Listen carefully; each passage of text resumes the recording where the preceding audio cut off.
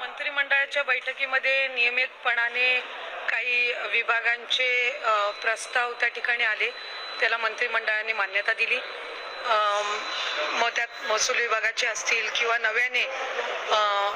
महाराष्ट्राने आणि महायुतीच्या सरकारने एक निर्णय घेतलेला आहे। खरं तर आज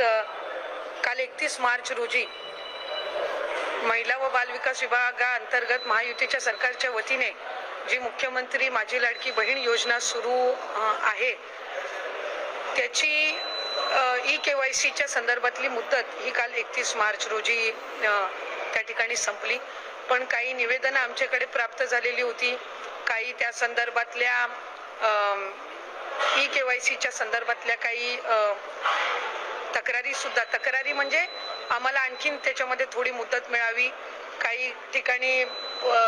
काही यामधल्या कालावधीमध्ये गारपीट असेल किंवा त्याच्या आधीच्या कालावधीमध्ये काही ई-KYC करण्याच्या काही जणींच्या राहिलेल्या होत्या। ह्या सगळ्या याच्यामध्ये खरं तर पहिली ई-KYCची प्रक्रिया ही साधारणपणे सप्टेंबर 2025 मध्ये सुरू झाली आणि ती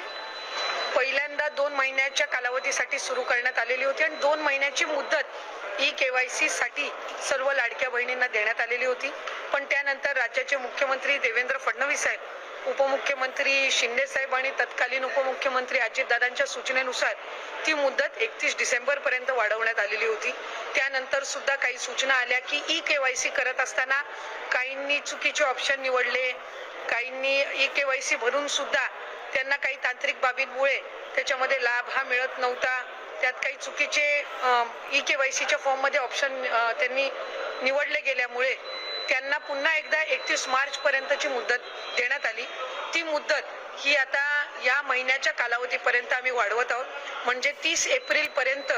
ती मुदत ही राज्याचे मुख्यमंत्री देवेंद्र फडणवीस साहेब, उपमुख्यमंत्री शिंदे साहेब आणि उपमुख्यमंत्री सुनेत्रा काकींच्या सूचनेनुसार ती वाढवण्यात येत आहे। त्यामुळे आपल्या माध्यमातून सर्व लाडक्या बहिणींना विनंती राहील की ही जी अंतिम संधी ही आपलं काही ई-KYC करत असताना जी काही चूक झालेली असेल त्या दुरुस्तीसाठी ही देण्यात आलेली आहे आणि 30 एप्रिल पर्यंत ही मुदत ही महायुतीच्या सरकारच्या वतीने आदरणीय मुख्यमंत्री फडणवीस साहेब, शिंदे साहेब आणि सुनेत्रा काकी यांच्या सूचनेनुसार ही आम्ही वाढवत आहोत।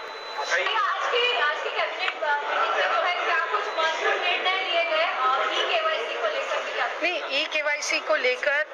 ई-KYC पहले हमने शुरू की सितंबर 2025 में, वो सितंबर 2025 से नवंबर तक 2 महीने के लिए ये पहले उनको पूरा जो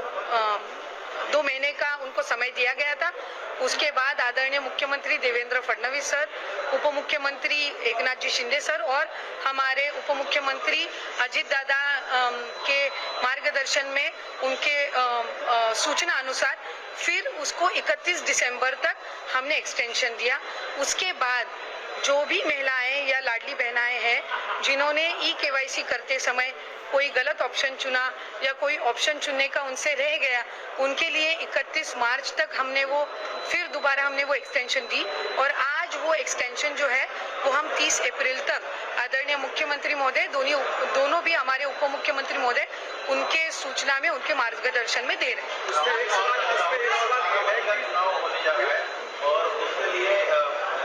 कांग्रेस ऐसा करेगी अगर एसपी को हम विश्वास नहीं देंगे तो हम चुनाव वहाँ पर लड़ने के लिए तैयार हैं। आपको क्या लगता है कि चुनाव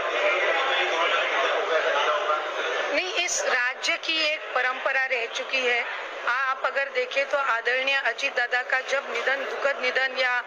हादसे में निधन हुआ तो पूरा महाराष्ट्र जो है उसमें दुख का वातावरण था। सारे पक्ष के जो नेताएं हैं उनके साथ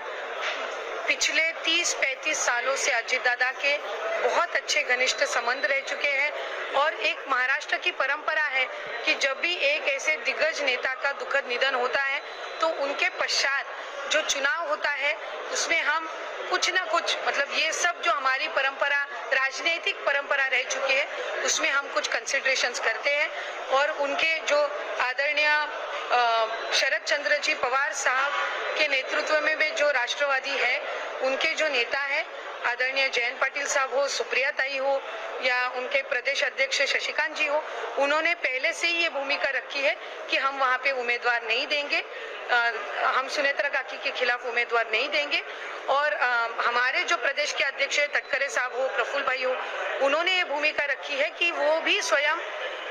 शिवसेना हो, मतलब उद्धव बाला साहेब ठाकरे गठ की या कांग्रेस हो, उनके पास वो भी रिक्वेस्ट करेंगे कि ये सुनेत्रा काकी का जो चुनाव है वो बिन विरोध हो, उसमें ज्यादा कुछ ऑपोजिशन या उनके खिलाफ कोई चुनाव ना लड़े। जो एक राजनीतिक परंपरा रही है वो आगे हमें ले जानी चाहिए। जब अजीत दादा जैसा एक दिग्गज नेता, उनका एक दुखद निधन होता है तो उनके पश्चात जो ये चुनाव है उसमें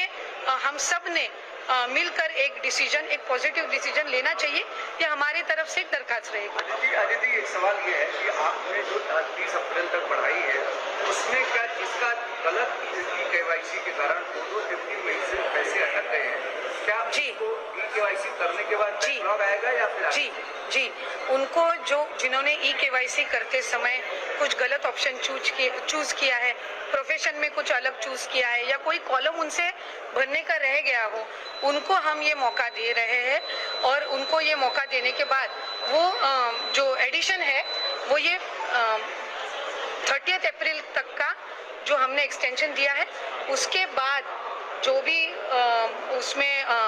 एडिशन आएंगे वो कंसिडर किए जाएंगे। तर नमस्कार ताईंनो, मी देवानंद गव्हांदे आणि आपण बघत आहात टेक्निकल मराठा जी। तर ताईंनो, तुमच्यासाठी अतिशय गोड बातमी अशी आलेली आहे, आनंदाची बातमी अशी आलेली आहे। खूप दिवसांपासून या बातमीची आपण वाट बघत होतो आणि आपल्या प्रत्येक व्हिडिओमध्ये आपण सांगत होतो की आदितीताई तटकरे किंवा मग इतर नेत्यांकडून किंवा मग शासनाकडून असं काही आपल्याला प्रत्युत्तर दिलं जात आहे का, किंवा अशा काही आपल्याला माहिती दिल्या जात आहे का की ज्यांची KYC झाली नाही आहे, ज्या महिलांची KYC झालीच नाही आहे त्या अजूनही वाट बघत आहेत की आपल्यासाठी नवीन ऑप्शन कधी येणार आहे। तर आदित्य तटकरेंनी, तुम्ही जर हा व्हिडिओ पूर्ण बघितला असेल तर स्पष्ट सांगितलेलं आहे की